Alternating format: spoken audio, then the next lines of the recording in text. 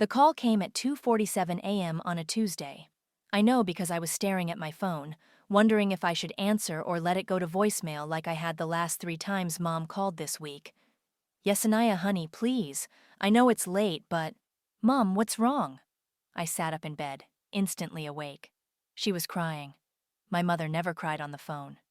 We're going to lose the house. The words hit me like ice water. I was already reaching for my jeans before she finished explaining about the missed payments, the foreclosure notice, the 30 days to come up with $8,000 or lose everything.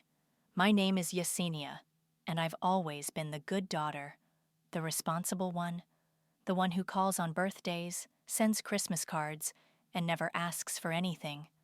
So when my parents needed saving, there was never really a choice. I'm coming home, I said. Oh, honey, you don't have to. I'm packing now. 3 days later, I was back in my childhood bedroom, staring at the glow-in-the-dark stars I'd stuck to the ceiling when I was 12. My Aurora apartment, the cute one-bedroom with exposed brick and a view of the mountains, was already listed for subletting. My life, carefully built over the last 5 years, packed into boxes and shoved into storage. You're an angel, Mom said, hovering in my doorway with a cup of coffee I didn't want. I don't know what we would have done. It's temporary, I reminded her, though we both knew I was lying. Just until you get back on your feet. Dad appeared behind her, looking older than his 59 years. Your brother's doing real well with his new business. Maybe he can help out soon too. Right on cue, the front door slammed open and Zion's voice boomed through the house. Guess who just closed another round of funding? I followed my parents downstairs to find my 27-year-old brother spinning car keys around his finger. Through the window, I could see a sleek black BMW in the driveway. Holy shit, Zion, Mom gasped, then immediately covered her mouth. Sorry, language. But that's beautiful. Tesla Model S, he said, grinning. Fully loaded. The investors insisted I look the part. Dad clapped him on the shoulder. That's my boy. Always knew you'd make it big. I watched this scene unfold from the stairs, feeling something cold settle in my stomach. My brother, who'd never held a job for more than 6 months, who'd moved back in with our parents 3 times in the past 2 years, was suddenly successful enough for a car that cost more than I made in a year. What exactly does your company do again? I asked. Zion's smile flickered for just a second. Tech solutions, data optimization. It's pretty complex. Right. I came down the rest of the stairs. Well, congratulations. Thanks, sis. Hey, maybe now that I'm doing well, you won't have to sacrifice so much. I know moving back here was a big deal. The way he said it, like my sacrifice was some noble gesture instead of a necessity, made my jaw clench. But I smiled. Family comes first. That evening, we ordered pizza to celebrate Zion's success. Mom brought out the good wine glasses, the ones we only used for holidays. Dad made a toast about being proud of both his children, but his eyes stayed on Zion the whole time. To new beginnings, Dad said, raising his glass. To family, Mom added. To making it, Zion said with that cocky grin. I raised my glass but didn't say anything. I was too busy doing math in my head, calculating how many months of mortgage payments that car represented, wondering how my brother could afford luxury while our parents faced foreclosure. Later that night, I was in the kitchen getting water when I heard my parents talking in low voices on the back porch. I'm just so proud he's finally making something of himself, Mom was saying. About time, Dad replied. Though I have to admit, I'm worried about the cost. What do you mean? There was a long pause. Nothing. Just, success always comes with a price, doesn't it? I stood frozen by the sink, glass halfway to my lips. Something in Dad's tone made my skin crawl. The way he said cost, like he knew something he wasn't saying. I crept closer to the door, but their voices had dropped too low to make out the words. All I caught was Mom saying something about, as long as Yesenia doesn't find out, before they moved inside. Find out what? I went to bed that night with questions buzzing in my head like angry wasps. But I pushed them down, told myself I was being paranoid. This was my family. They needed me, and I was here to help. I had no idea I was about to become the biggest fool in Colorado. The first red flag came 2 weeks later when I asked Dad for the mortgage paperwork. "Just want to see the payment schedule," I said, trying to sound casual while I made coffee. "You know, so I can budget properly." Dad looked up from his newspaper, that deer-in-headlights expression I remembered from childhood whenever I asked about money. "Oh, you don't need to worry about all that technical stuff, honey." "Dad, I'm 29. I think I can handle reading a mortgage statement." Of course, it's just, your mother handles all the paperwork. Lucille," he called toward the living room. "Where do we keep the mortgage stuff?" Mom appeared in the doorway, wiping her hands on a dish towel. "Why do you need that?" "Yesenia wants to see the payment schedule." The look that passed between them lasted maybe 2 seconds, but it felt like an hour. Mom's smile was too bright when she turned to me. "I'll dig it up later, sweetie. Everything's such a mess right now." 3 days passed. No paperwork. When I brought it up again, Mom claimed she couldn't find it. When I offered to call the bank directly, Dad said he'd handle it. When I suggested we all go to the bank together, suddenly they were too busy. So I did what any reasonable person would do. I started paying attention. I kept meticulous records of my transfers, 2,847 on the 15th of each month, directly into Dad's checking account. I started noting when mail arrived, what bills came when, how my parents acted around money conversations. And I started watching Zion. "Another client dinner," he announced Friday night, adjusting his new Rolex. "This startup life is crazy, but somebody's got to wine and dine the investors." "Where are you taking them?" I asked. "That new steakhouse downtown. The one with the Wagyu." I knew that place. Dinner for two ran about $300. For someone supposedly reinvesting everything back into his company, Zion was living pretty well. "How's the company doing, really?" I pressed. "Like, are you profitable yet?" Zion's jaw tightened. "These things take time, Yesenia. You wouldn't understand the complexities of venture capital." "Try me." "Look, I don't have time to explain business to someone who's never run one." He grabbed his keys. "Some of us have real responsibilities." The comment stung, but not as much as the dismissal in his voice. Like I was some kid asking stupid questions instead of the person currently keeping our family's roof over their heads. That weekend, while everyone was out, I did something I'd never done before. I went through Dad's desk. I told myself I was just looking for the mortgage paperwork they kept forgetting to show me. But drawer after drawer, I found everything except what I needed. Old tax returns, insurance policies, a folder full of Zion's report cards from high school, all A's and B's that I knew for a fact were actually C's and D's. Then I found the bank statements. The folder was tucked behind a stack of old National Geographic magazines, like someone had hidden it in a hurry. 3 months of statements for an account I'd never heard of. An account with Zion's name on it. My hands shook as I flipped through the pages. There it was, clear as day. Monthly deposits of $2,147. The exact amount I'd been sending for the mortgage. Every single month. My money wasn't going to save the house. It was funding my brother's fantasy lifestyle. I sat there on Dad's office floor, surrounded by evidence of the most casual betrayal imaginable, and felt something break inside my chest. Not my heart.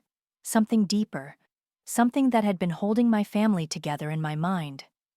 The front door slammed. "Yesenia? You home?" Zion's voice echoed through the house. I shoved the statements back in the folder, closed the drawer, and walked out of the office like nothing had happened. "Hey," I said when I found him in the kitchen, pulling expensive-looking bottles out of a shopping bag. Perfect timing. He held up a small wrapped box. "Got you something." "What for?" "Just, thanks for helping out the family. I know it's been hard on you." I unwrapped it slowly. Inside was a bottle of Chanel perfume, the kind that cost $200, the kind I'd never buy for myself because it seemed wasteful. Zion, this is too much. Nothing's too much for my big sister. He grinned, that charming smile that had gotten him out of trouble his entire life. Besides, business is good. I can afford to spoil the people I love. I held the bottle, feeling its weight. $200. Probably bought with money I'd transferred last week. Money I'd earned working overtime at a job I hated. Money that was supposed to save our childhood home. Thank you, I said. It's beautiful.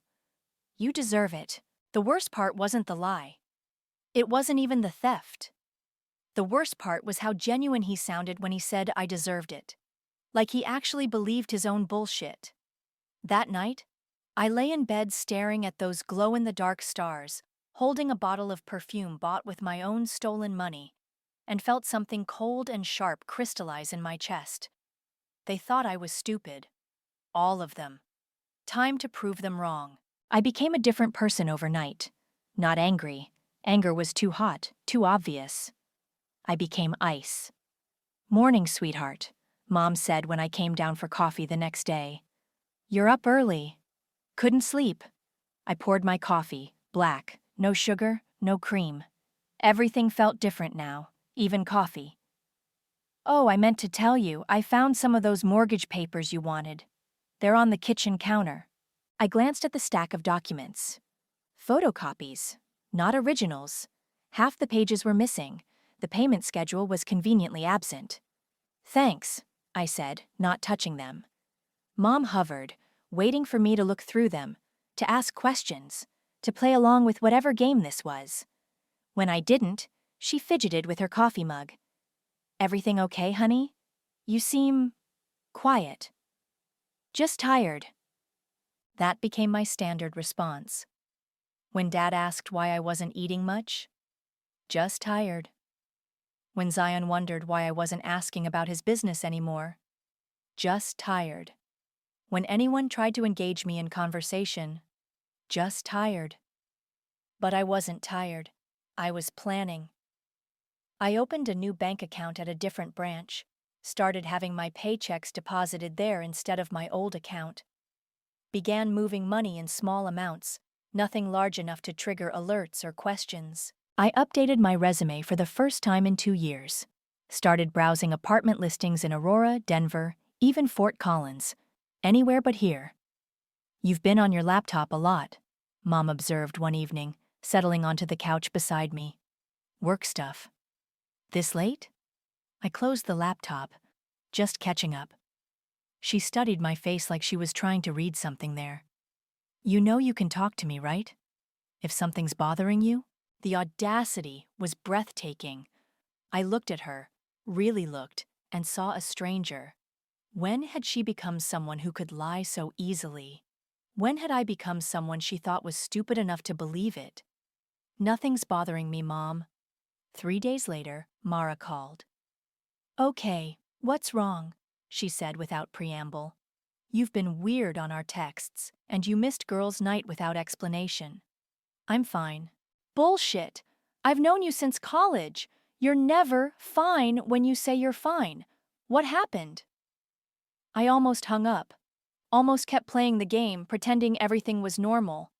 But Mara was the one person in my life who'd never lied to me. "Can you meet me for lunch tomorrow? Somewhere in Aurora." "Of course." "But Yesenia?" "Not over the phone." The next day, I told my parents I had errands to run. Mara was already waiting at the coffee shop when I arrived, her face creased with worry. "Jesus, you look terrible," she said. "When's the last time you slept?" "I've been sleeping fine.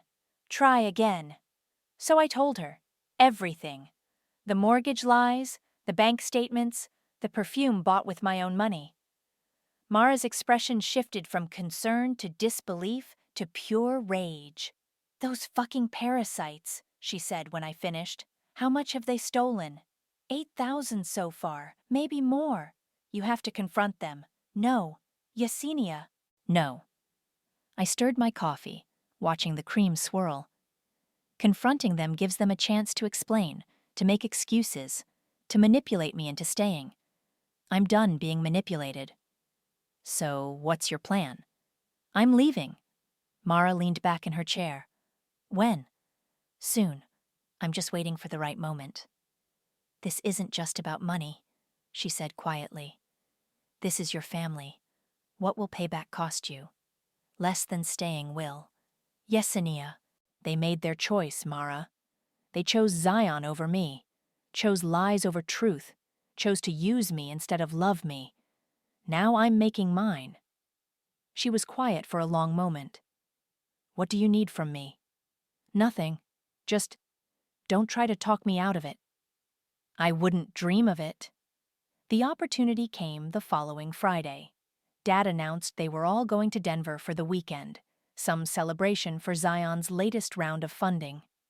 You should come, Mom said. It'll be fun, like old times. I have plans. What plans? Just plans. They left Saturday morning in Zion's BMW, all smiles and excitement. I watched from my bedroom window as they drove away, then waited another hour to make sure they weren't coming back for something forgotten. Then I got to work. I packed methodically. Clothes, toiletries, the few personal items that actually mattered. Everything else, the furniture they'd given me, the decorations, the childhood mementos, I left behind. None of it felt like mine anymore. I printed out copies of every bank statement, every transfer, every piece of evidence I'd collected. Put them in a folder labeled, "For your records." I cleaned my room until it looked like I'd never lived there. Made the bed with hospital corners, dusted the surfaces, even wiped down the baseboards. Finally, I sat at the kitchen table and wrote a note on a yellow sticky note. This was never my home, just my debt. I stuck it to the refrigerator and walked out the front door. My phone started ringing before I even reached my car. I turned it off, threw it in my purse, and drove away without looking back. For the first time in months, I felt like I could breathe. 4 weeks of silence. 4 weeks of sleeping in Mara's guest room, working double shifts, and pretending my phone didn't exist. I'd blocked all their numbers, but I could see the missed call notifications piling up before I deleted them. Then Naomi showed up at my work. Your family is losing their minds, my cousin said, cornering me by the copy machine. Your mom called my mom crying. They can't reach you. Good. Yesenia, come on. Whatever happened? Did they tell you what happened? Naomi shifted uncomfortably. They said you had some kind of breakdown, moved out without warning. That's what they said? Look, I don't know the details, but then you don't know enough to have an opinion. She grabbed my arm as I tried to walk away. Zion's company collapsed. He's in deep shit. And the house is going into foreclosure for real this time. I stopped. When? 2 weeks ago, maybe less. Your parents are desperate, Yesenia. They need you. They needed me before. They chose to lie instead. I don't understand. Ask them to explain it.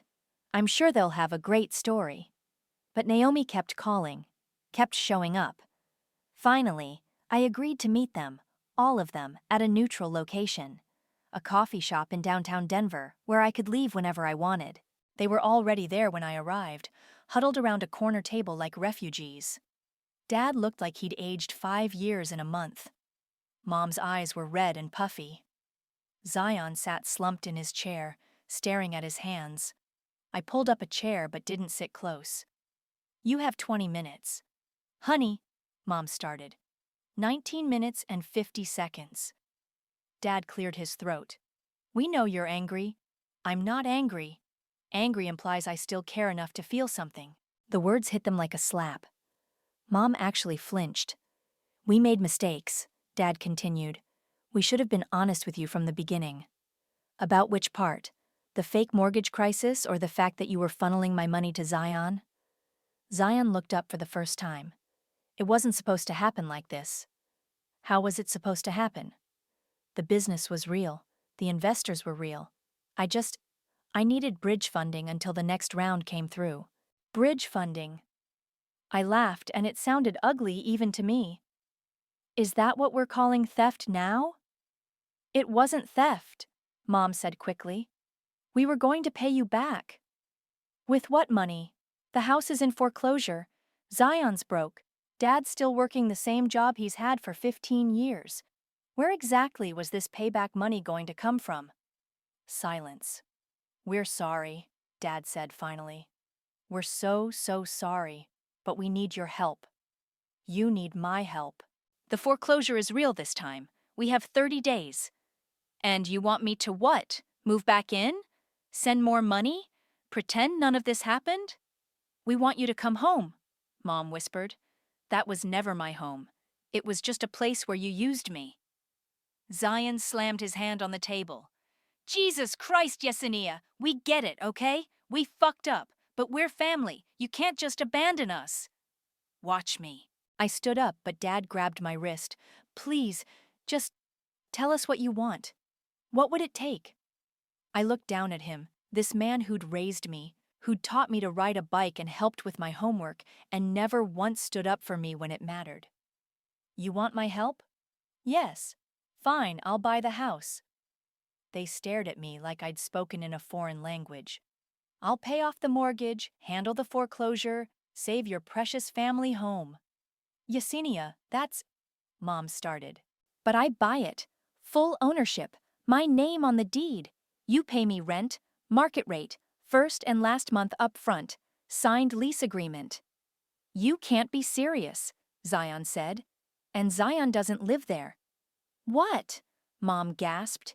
He's not on the lease. He's not welcome in the house. He finds somewhere else to live. That's my childhood home too, Zion shouted. Should have thought of that before you stole from me. You can't do this, he said, standing up so fast his chair tipped over. You can't just control us like this. I smiled for the first time in weeks. I'm not controlling you. I'm just getting what I paid for. Zion threw his coffee cup against the wall. The ceramic shattered, dark liquid streaming down the white paint. Other customers turned to stare. You're trying to fucking destroy us! No, I said calmly, gathering my purse. I'm trying to save you. This is me being generous. This is me giving you a second chance you don't deserve. I pulled out a business card and placed it on the table. That's my lawyer's number. If you want the deal, call him. You have 48 hours. And if we don't? Dad asked. Then you lose the house anyway, and I keep my money. I walked toward the door, then turned back. Oh, and Zion, next time you want to thank someone for their sacrifice, maybe don't buy the gift with their own money. The look on his face was worth every sleepless night. They called my lawyer 36 hours later. The closing took 2 weeks. I paid cash, my savings, the money I'd been secretly moving, plus a loan against my 401k. When I signed the deed, my hand didn't shake. When the realtor handed me the keys, I felt nothing. Congratulations on your new home, she said brightly. Thanks. Moving back in felt like wearing clothes that no longer fit. Everything was exactly the same, but I was different. The house knew it too. We cleaned out your room, Mom said nervously as I carried my suitcase upstairs. Put fresh sheets on the bed. This isn't my room anymore. It's the master bedroom in my house. She flinched. Of course, I just meant... Where's the lease? On the kitchen table. I found it there, along with a check for first month's rent and security deposit. The amount looked painful in Dad's careful handwriting. Zion wanted to say goodbye, Mom said, hovering behind me. But he's staying with his friend Carson until he finds his own place. Good. He's really struggling, Yesenia. The business failing hit him hard. I looked at her. Are you asking me to feel sorry for him? I'm asking you to remember he's your brother. My brother stole from me. My brother used money I earned to buy toys while I sacrificed everything for this family. My brother is exactly where he belongs. She opened her mouth to argue, then seemed to think better of it. The first week was awkward. Dad tried to make conversation over breakfast, asking about my work, the weather, anything to fill the silence. Mom cooked elaborate dinners I barely touched. They tiptoed around me like I was a bomb that might explode. I installed a lock on my bedroom door, change the Wi-Fi password, set up automatic rent collection from their bank account. "This feels so formal," Dad said one evening, watching me review the lease agreement at the kitchen table. "It is formal. You're my tenants now. But we're still family. Are we?" He sat down across from me, looking older than ever. "I know you're hurt." "I'm not hurt. Hurt is what happens when someone you trust lets you down. This is what happens when you finally see people clearly. We love you, Yesenia. You love what I can do for you. There's a difference." That night, my phone buzzed with a voice message from an unknown number. Zion's voice, slurred and angry. "You think you're so fucking smart, don't you? Taking our house, kicking me out, but you're just a bitter bitch who can't stand seeing other people succeed." Delete. Another message an hour later. "I know what this is really about. You're jealous. You've always been jealous that Mom and Dad are proud of me, that I actually took risks while you played it safe your whole pathetic life." Delete. A third message at 2 a.m. "I knew about the money, okay? I fucking knew. Mom and Dad told me they were borrowing from you to help me get started. They said they'd figure out how to pay you back later. But you know what? You would have given it to me anyway if I'd asked. You always do whatever the family needs. So what's the fucking difference?" I didn't delete that one. The next morning, I played it for Mara over coffee. "Jesus," she said when it finished. "He actually admitted it. He's drunk and stupid, but honest for once. Are you going to show your parents? What's the point? They already know. So what now? Now I wait. For what? For the other shoe to drop. Zion's not done. Neither are my parents. This is just the calm before the storm." I was right. 3 days later, Mom cornered me in the kitchen. "Carson called. He says Zion's been drinking heavily. He's worried about him." Not my problem. "He's talking about hurting himself." I looked up from my coffee. Is that supposed to be my fault? "I'm not saying it's your fault. I'm saying he's your brother and he needs help. He needs consequences. This is what consequences look like. You're being cruel. I'm being consistent. For the first time in my life, I'm treating Zion exactly the same way you all treated me, like his problems are someone else's responsibility." Mom's face crumpled. "That's not fair."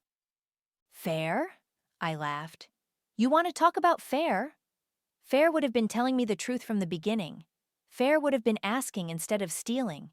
Fair would have been treating both your children equally instead of turning one into a piggy bank for the other. We never meant. You meant exactly what happened. You just didn't expect to get caught." That evening, Dad tried a different approach. He knocked on my bedroom door, actually knocked like the tenant he was. "Can we talk?" "About what?" "About forgiveness. About moving forward as a family." I opened the door and looked at him. "Do you want to know what forgiveness looks like, Dad?" "Yes." "It looks like me not pressing charges for theft. It looks like me buying this house instead of letting you lose it. It looks like me giving you a place to live when you have nowhere else to go. That's not forgiveness. That's business." "Exactly, because that's all we are now, business partners. You pay rent, I provide housing, clean, simple, honest. But we're family." "No, family doesn't steal from each other. Family doesn't lie to each other. Family doesn't sacrifice one child for another." I closed the door and turned the lock. Outside, I could hear him crying. I felt nothing at all. The scandal broke on a Tuesday. I was at work when Mara called, barely containing her laughter. "You need to check Reddit right now, the Denver subreddit." "I'm in a meeting."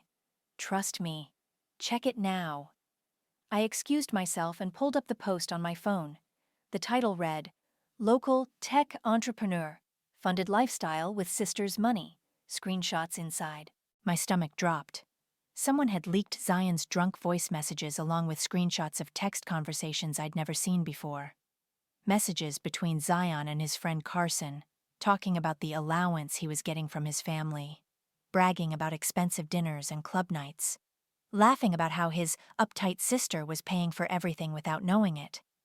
The comments were brutal. "This guy is absolute trash." Feels so bad for the sister. She seems like she was genuinely trying to help. "Anyone know who this is? This Carson guy seems just as bad." By noon, someone had identified them. By evening, the post had over 3,000 upvotes and had been cross-posted to 6 other subreddits.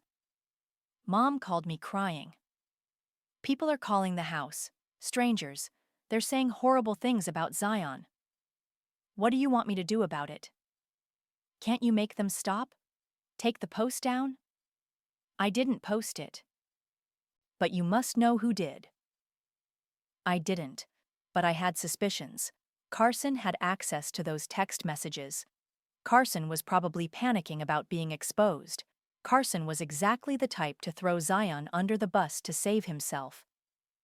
"This is destroying our family's reputation," Mom continued. "Mrs. Patterson from next door won't even look at me. The grocery store clerk was giving me dirty looks." "Maybe they're just seeing you clearly for the first time. How can you be so cold?" "Practice."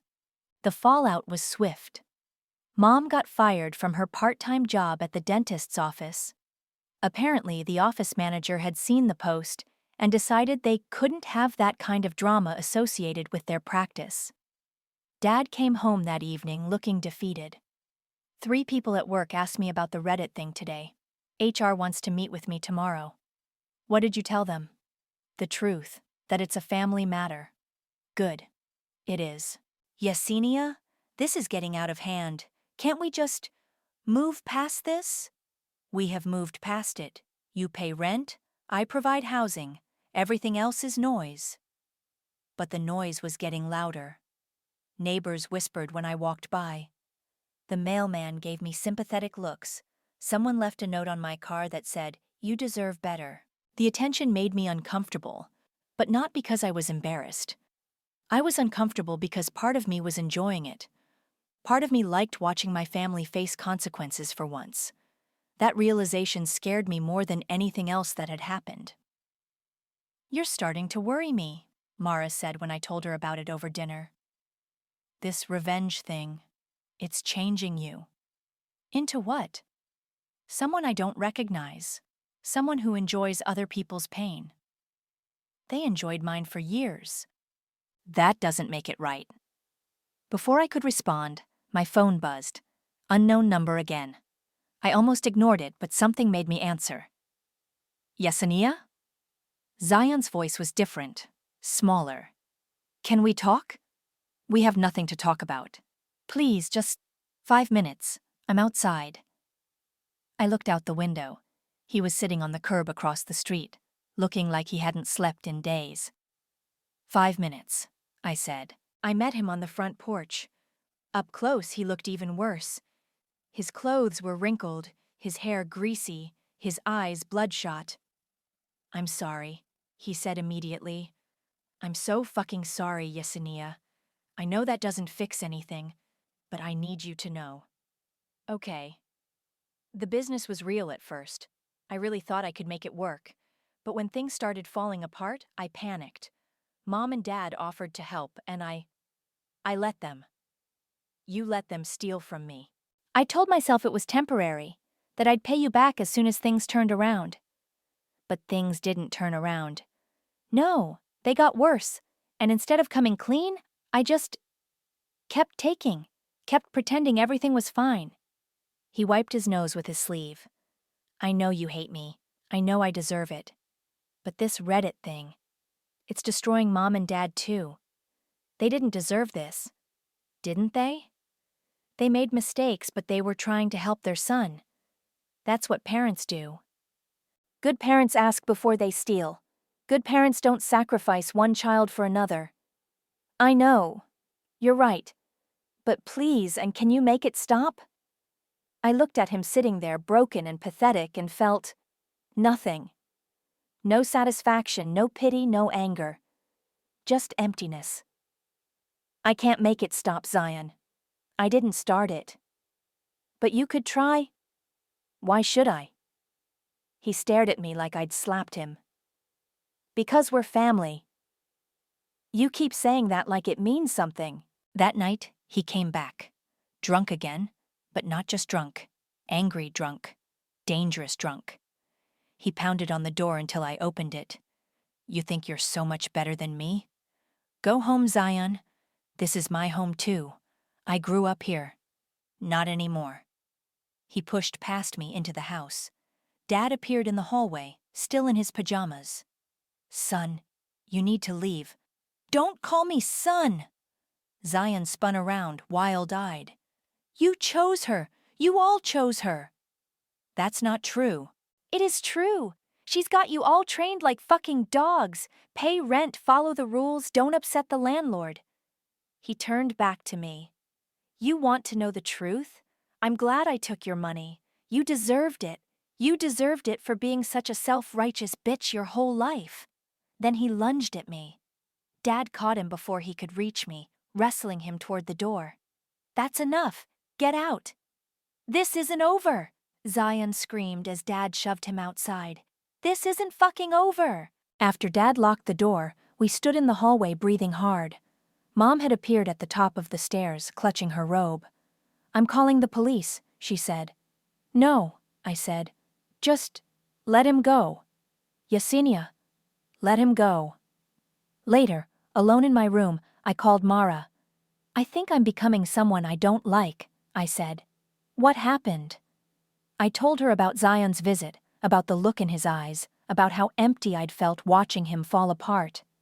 I won, I said. But I don't feel like the winner. Maybe that's because winning isn't the point anymore. Then what is? I don't know. But maybe it's time to figure that out. The legal notice arrived on a Thursday morning. Thick envelope, certified mail, the kind that makes your stomach drop before you even open it. What is it? Mom asked, hovering as I signed for it. I read it twice before the words sank in. Zion's creditors are coming after you and Dad. They want to recover assets. What assets? We don't have anything. The house, your cars, your bank accounts, everything. Dad appeared in the doorway, coffee mug in hand. What's wrong? Zion apparently guaranteed some of his business loans with personal assets. When his company collapsed, he listed this address as his primary residence. The creditors think he still lives here. But he doesn't, Mom said. You kicked him out. I know that. You know that.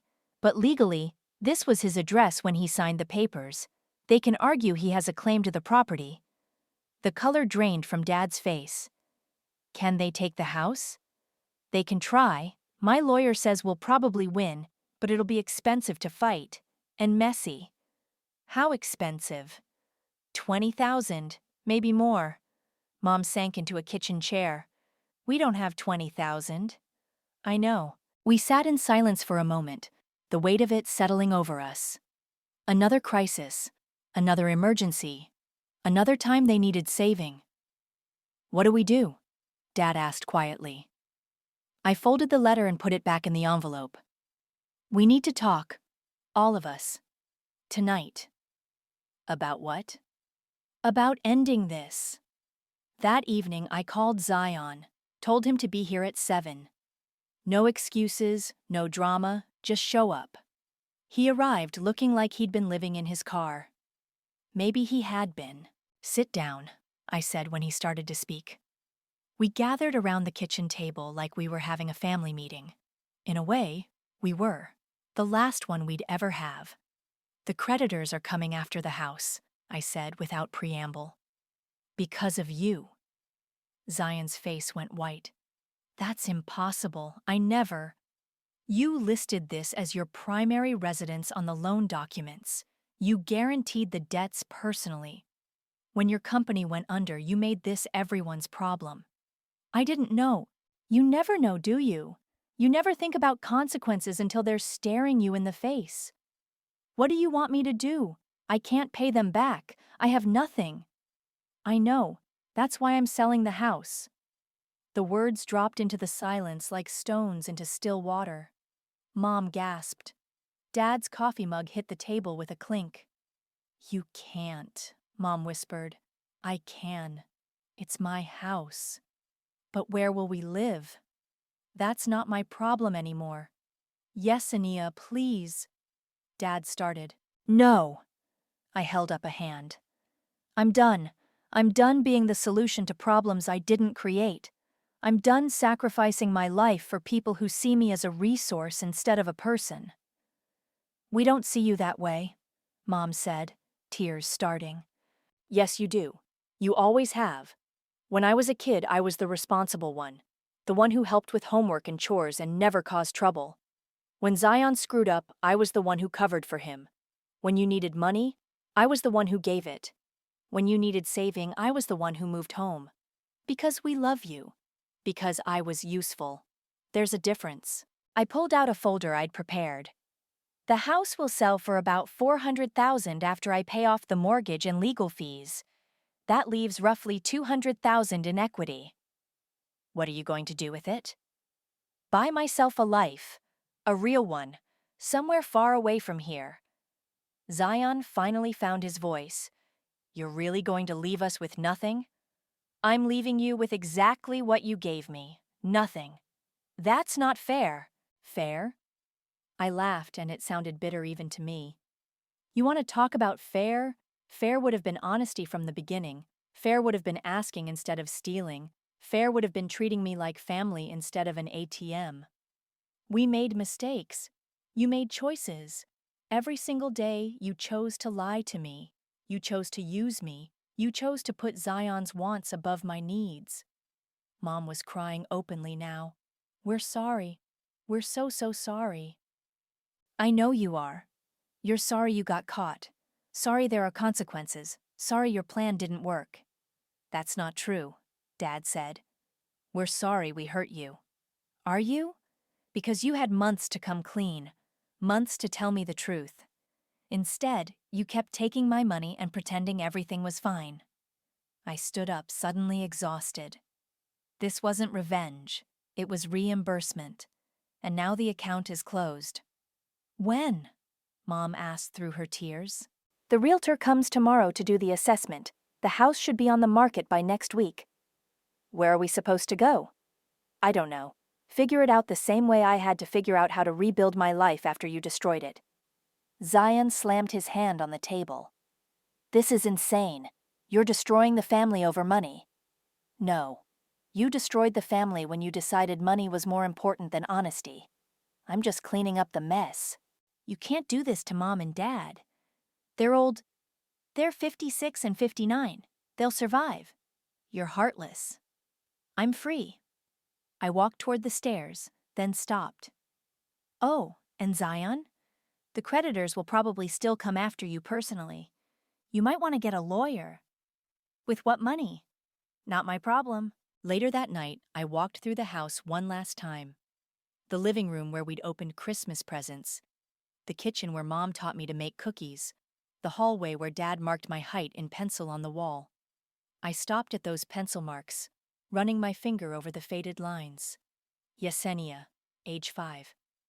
Yesenia, age 8. Yesenia, age 12. Somewhere along the way, they'd stopped measuring, stopped paying attention to how I was growing, changing, becoming someone who deserved better than this. I touched the wall one last time, then walked upstairs to pack. Tomorrow, I would start looking for apartments. Somewhere with big windows and no history. Somewhere I could be just Yesenia, not the good daughter or the responsible one, or the family ATM.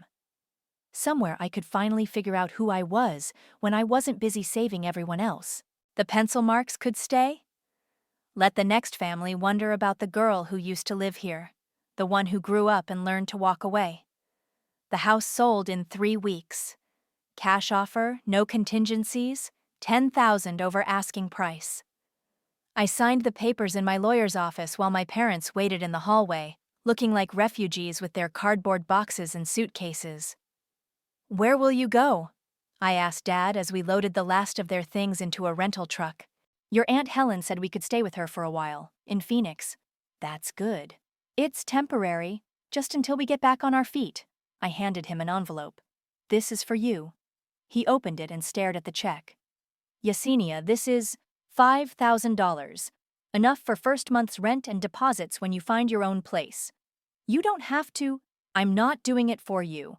I'm doing it so I can sleep at night. Mom appeared beside him, her face streaked with tears. I don't understand how we got here. You got here by making choices. Every day for months you chose lies over truth.